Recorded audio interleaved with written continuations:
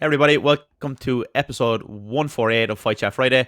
So we're going to go with the comparative again from 2003 all the way up to 2023 current year. So interesting one last week that we had. If you didn't check that out, check it out. This one is going to be another one again. This one has a little bit more into it, and it's a bit more tricky as well in terms of the differences. But at the same time, there is a little bit to this one because both people actually train from the same camp. So that will make more sense as we get into it. But we will first have a look at a comparative just to set the scene before we look at the fights and look at the individual fight stats.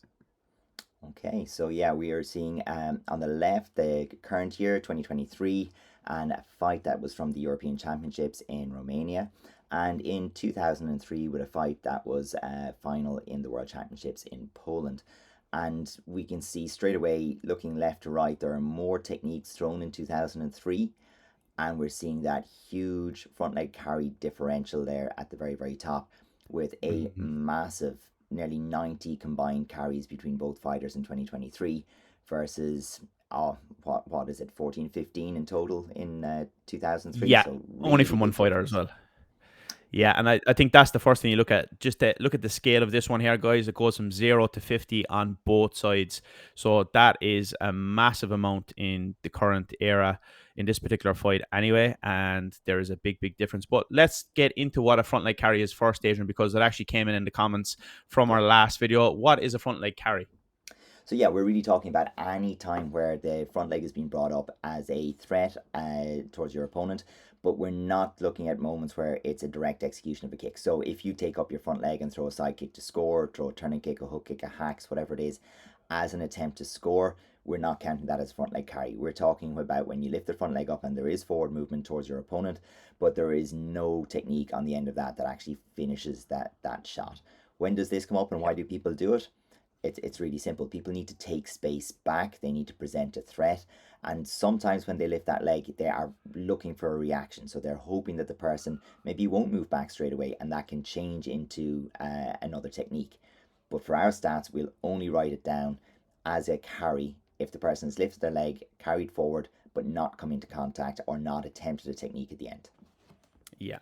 So like there's a lot of reasons, like you said, whether you're stopping the momentum from your opponent.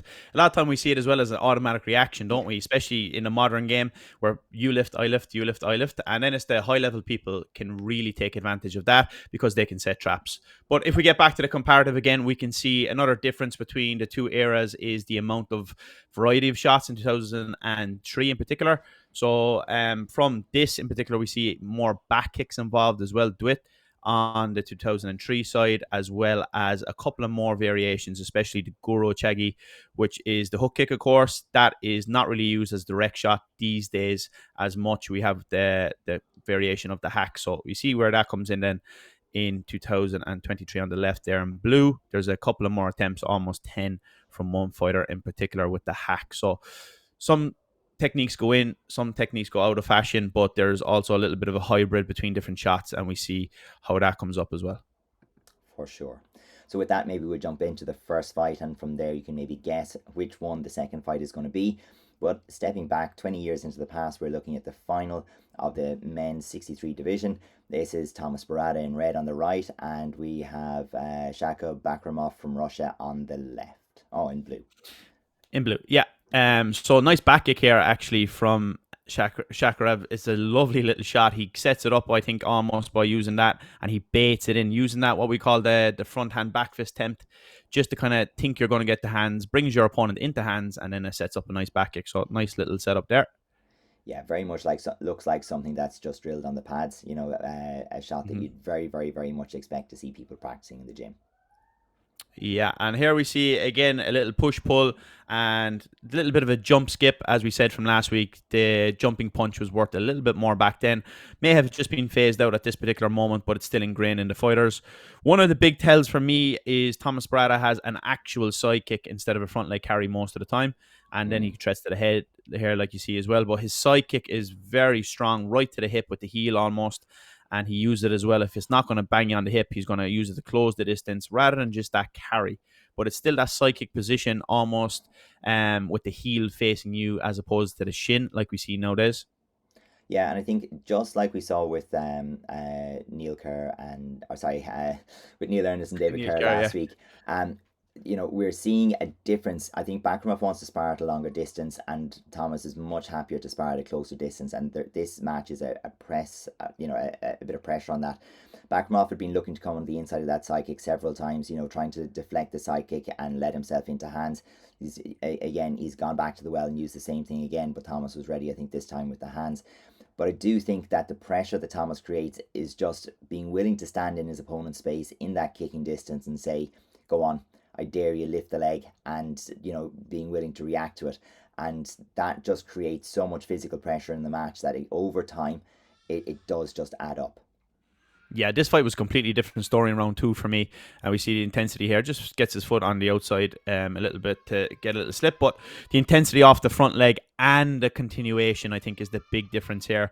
From what we've seen so far, 2003, it was about getting clinical, clear, crisp shots.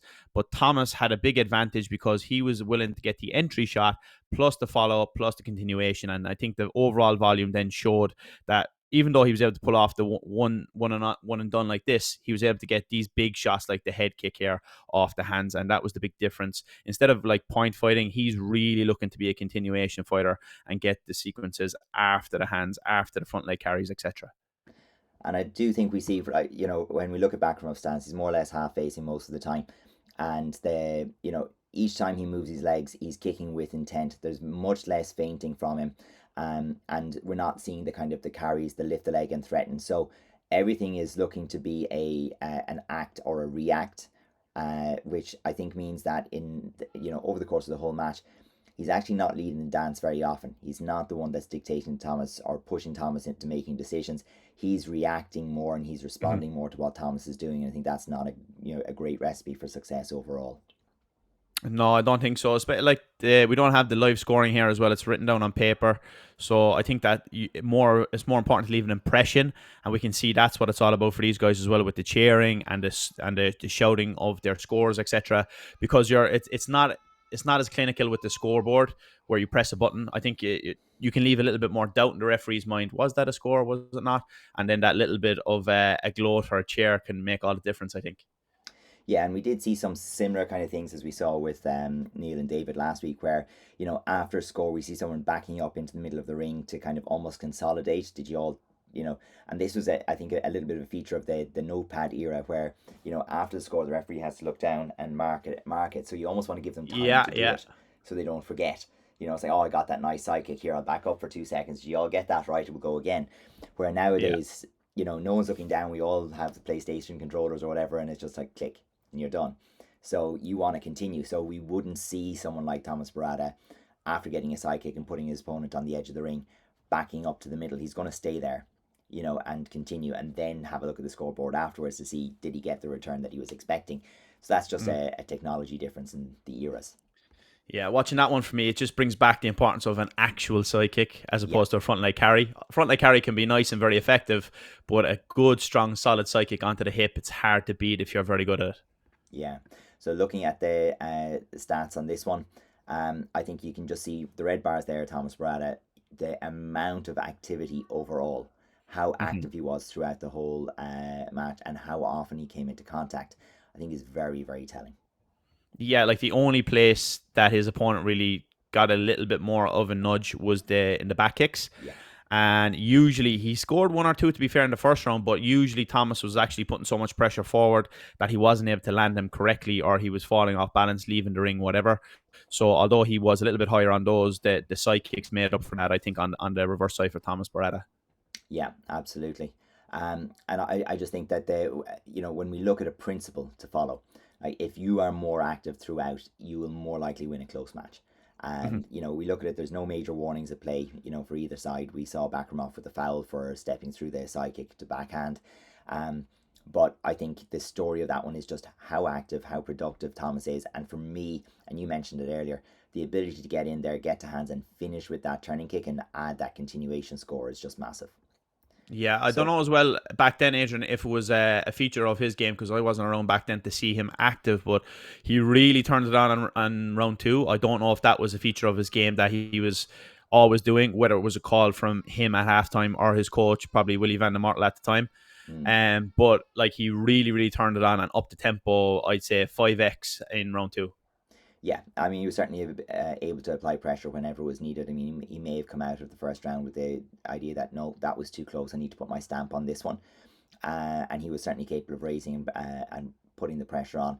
I think the big thing would have been the feature was if there was any, flagging at all from the opponent, he would step up. He would never be the one to go, okay, we'll take a break.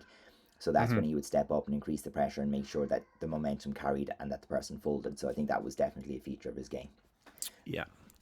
Moving into the modern era. So we have, as we alluded to earlier, one from the same camp. So we have in red on this occasion Ziga Zorganski from Barada team, and we have Daniel Hassenpour from Norway, coached by Willie Van der Martel on this occasion. In blue, and quite the big height difference. We have seen this one before, but we're going to start seeing those carries we were talking about really right away and the whole way through. Yeah, we don't actually mark these down as back fist, let's say, but the lads do often clash at the same time together and go to the front leg, like ap jamuk or ap dung jamuk, let's say, which is actually unique enough. Both of them are one of the only people that I know that goes for that. But a lot of the time, Ziga is getting the better return on these interactions, especially when he gets the continuation like here. Like to be able to pull a high section turning kick to the head from that body position is quite impressive, just like we've seen from Tomaz in the earlier fight as well. Yeah, absolutely. And I mean, we can see the intent to like be in action and to be continuously in action is there from both fighters in in that first round, a really high tempo first round. We've been a bit more aggressive in cutting the highlights out of this one, but so people can get an impression of the match. But we can see, as you said, the value coming with Ziga is when he can get into contact and finish with that extra turning kick, or we've had a few attempts at the out in crescent kick as well, but those are just huge shots. Yeah, like the principle is actually the same from Ziga and Tomaz. If you look at it, it's like use the front leg to get closer. If you can bang it on the hip, lovely. Get the hands and then try finish with a nice high value score. And it's the exact same thing, just they have a different style of doing it. Of course, Ziga has that ability to come over the top as well. He's very flexible off that front leg and dynamic, and he's able to have that in the back pocket as well. But generally, their game is quite similar. High tempo, get the hands, get a big high value score on the exit of hands, and then try to control it from there with tempo and ring position. Absolutely. And you can see, the pressure back is there from Daniel. So you couldn't just have forward pressure and then get the benefit of that momentum or that change in momentum and just carry it through. You had to always, I suppose, for Ziga there, had to always keep the focus on quality.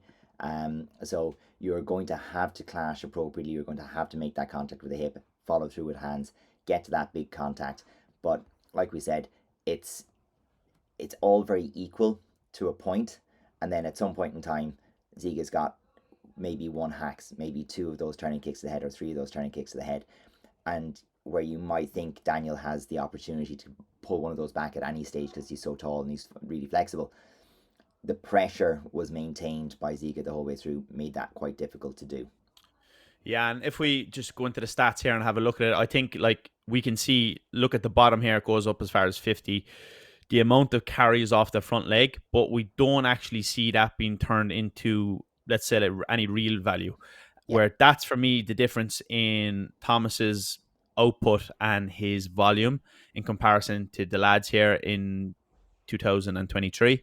Whereas although the front leg carries were very high, they weren't making contact as often, down as far as maximum 10, roughly.